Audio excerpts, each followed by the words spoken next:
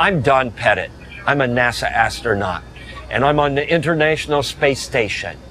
We're currently about 240 nautical miles above the surface of Earth.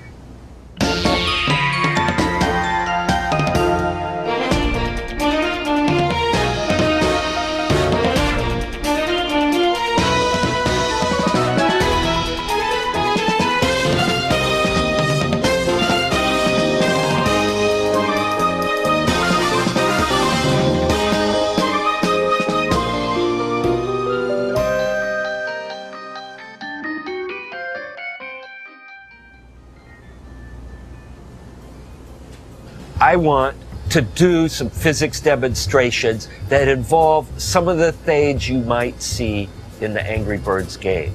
And of course, I've got my Angry Bird here, but we need a pig. Well, I'm not very good at art.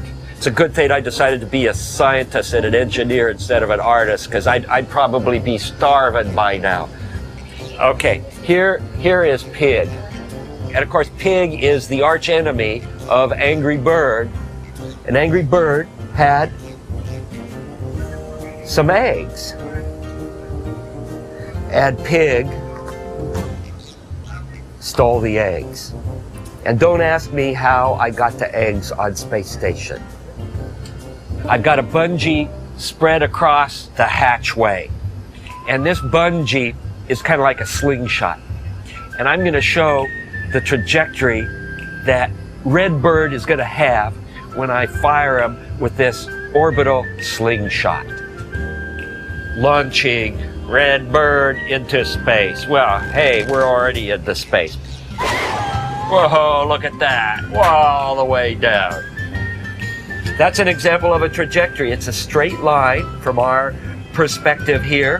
Gravity will attract an object if it's moving in a straight line, and it will no longer move in a straight line. It gets bent and it goes in a curved trajectory. And guess what? Astronauts have to worry about these things, because if you're in a rocket and say you're trying to get from one orbit and rendezvous a space station, you end up going in curved trajectories, and you need to know how to fire your rocket engines so that you can go from where you are to where you want to be. And if you understand the math, if you understand the physics, it will allow you to go out and get a neat job, a job sort of like mine.